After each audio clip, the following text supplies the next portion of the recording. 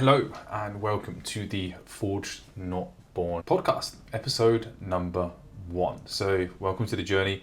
I want to go through a little bit of my story, a couple of questions from my clients, and the aim of the podcast is to hopefully educate, inspire, entertain, build a community, build trust in the online coaching space, and help a lot of people out there like yourself lose fat, gain muscle, live better quality life, hopefully just kick ass. So yeah, without further ado, let's get into it. I'll give a little bit of a backstory about myself and then we'll crack on with the questions from Instagram and my clients and we'll see where the pod goes. So you might see me looking down every so often. I'm just reading some cliff notes because this is episode 1. I don't have some fancy teleprompter. I've got a few notes on my laptop and we're rocking and rolling, okay? We've got the monster here, ready to go. Yeah, I'm an addict, leave me alone. So I'm not a genetic freak by any stretch of imagination. I've done okay for myself so far in natural bodybuilding and in coaching. I've got some fantastic results with clients. I've been in the game now for about 10 years coaching since I left the military. Before the military, it was very much about football. I was football mad for a very long time. So you could say there was always an underlying athlete, physicality, mentality, physical performance. I was always doing something. And I was quite lucky in that regards to have quite a good upbringing where I was active. I did a lot of swimming, I did a lot of running. I was always active, basketball, football, rugby. I could try my hand at anything. I was always quite tall and I was always quite athletic. I was never the biggest guy, like I've never been that guy. I've always been, if you go into the classic ecto, endomorphs and all the rest of it, I've always been quite lean. And it's only really until I started really developing my training that kind of like my legs just absolutely blew up. But the upper body has taken a lot more finessing to get to the point of where it is now. So we've all got strengths and weaknesses. I'm not one of those guys that is a genetic freak by any stretch of imagination. Yeah, so this pod is going to be a little bit about natural bodybuilding, strength training, coaching, some life lessons hopefully along the way that I go through and what it really takes to build up the physique and also mindset that is required, whether that's the character building, mindset building, the discipline required, like how to actually do that as well, because it's all good saying practical, oh yeah, be more disciplined, but what do you actually mean by that? So my transformation recently has gone from being 136 kilos probably at the end of COVID and lockdown 2020, 2021, and from there I needed to lose a lot of weight. I managed to get down to 120. Then I employed a coach. My first ever coach was Elliot Gibson. We started working together and within 2 years I'd got myself down to 87 at the end of prep. And from there I've sat around like 100 to 110, sometimes a little bit over, a little bit under, depending on what phase I'm in. This is where I'm at right now, but there's been a whole journey underneath that. Muscle isn't built overnight. It really is a lifelong ambition, and the more you see it like this, the less you'll struggle with consistency and turning up, and you'll turn it more into something that you just do. Today I worked out at 4:45 this morning because I had to record this. I've got client check-ins, work, meetings until 6-7 o'clock, and that's not a brag. I've got a lot of stuff to do and I have an option. I could either push it towards later in the week and it could potentially disrupt some things there, or I could get it in early, get the session in, get it done, tick off, move on to the next one. The longer that I'm in this game, the more adaptable I become like that, the more I tend to be able to get everything done, ticked off, and still crack on with anything I want to in my life, which includes, at the time of recording this as well, wedding planning, which is always fun. I'm going to answer a few questions. One of them is to do with how to build muscle naturally. Some of it's a little bit to do with my coaching ethos. So without further ado, we're going to get into a couple of questions now that have come from clients and Instagram. So first question, have I ever given up on a client before? And I'm going to be honest with you, never. I have never given up on a client before. Now, there's normally a stage that comes with clients where they'll either disengage, something like that, or they will pull back and they're not ready. Now, I will never ever give up on anyone because that's just the mentality that I have. And with this, you will find that some people might not be ready for coaching. Some people might not be ready for change. There's a lot of psychological and mindset factors here. So when I look at this, I lead, I educate, I teach, I guide as much as I can. So when we look at this, I can't do the reps for you, basically. I can show you what to do, I can show you how to do it, I can teach you the importance and why to do it, but I cannot make you do the reps. And sometimes within coaching, it's about just trying to find the right way in so you can have that light bulb or breakthrough moment. Ultimately, personal training is not only coaching, but it's helping someone unlock and find that switch, light bulb, whatever you want to call it. I'm not above giving empathy. Like, I'm not going to come in here like a drill sergeant. I'm going to be blunt, direct, straight to the point. I think a lot of people are appreciative of that because there's a lot of fluff out nowadays, and I'm just going to tell you exactly how I see it. But I'm also understanding that people have so much stress and life problems. People have health conditions. People have work problems, stressors going on for that. People have relationship issues, mindset issues, psychological issues. They have so much going on in their life that sometimes me coming in like a drill sergeant, just adding stress on top of that is not going to help. If anything, I should probably be taking stress away from someone and saying, don't worry about this, make sure you get this in, that'll be fine. Some people need a fire lighting underneath their ass. Some people need to get pulled away from the burning flames because they're getting too close. And that is very client dependent. And understanding when to push and when to pull certain people in certain ways is super integral as a coach to know how to get the best results. So no, I have never given up on a client. But what normally happens is, like I said, there's that disengagement normally from the process. They stop communicating, and once that happens, it's really hard to try and pull them back. Question number 2, how did I get into coaching? I got my qualifications back in 2015 when I left the military.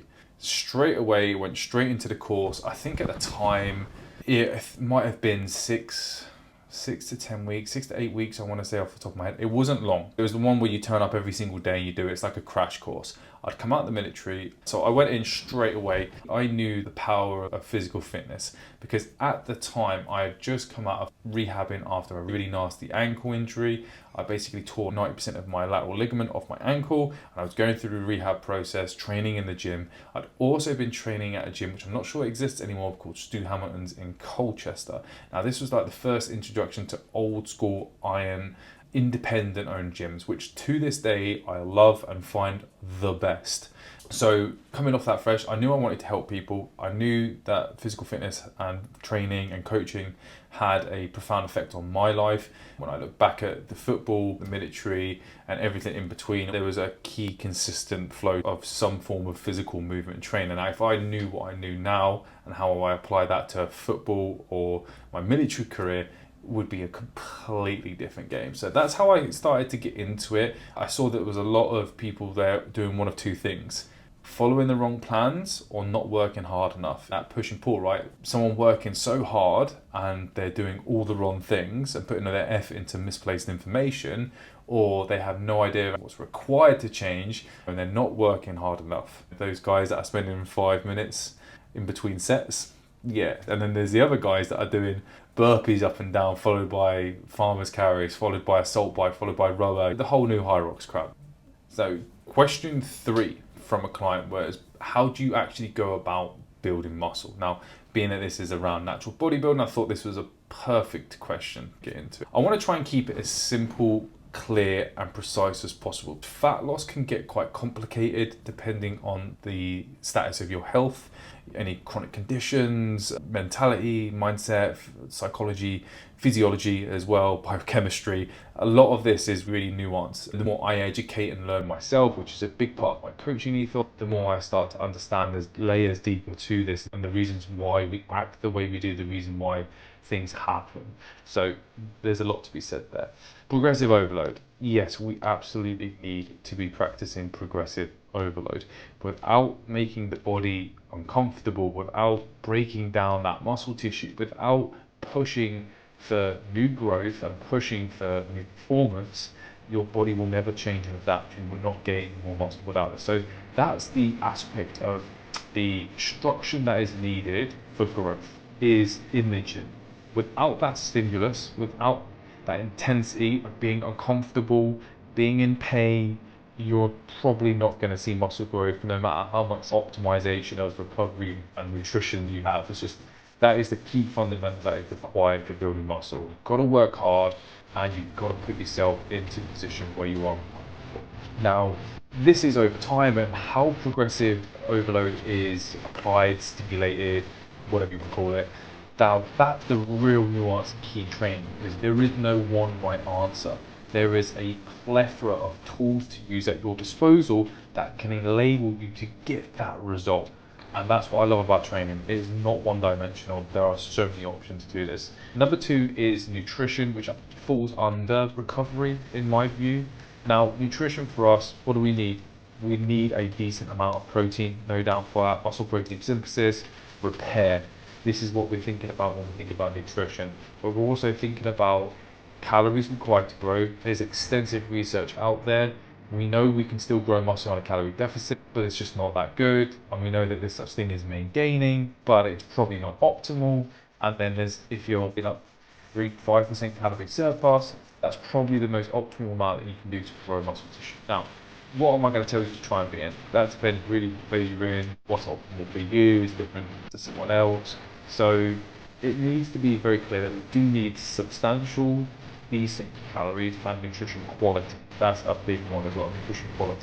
So calories to grow, probably going to be very top there, but if you have to top my list, it's probably going to be protein, at least some decent form of fats, fiber, and carbs is really a variable that you flip around depending on the diet you follow, how you digest carbs, where you are in your journey right now. And then the last one is recovery. The recovery can look like many things. It's not just sleep.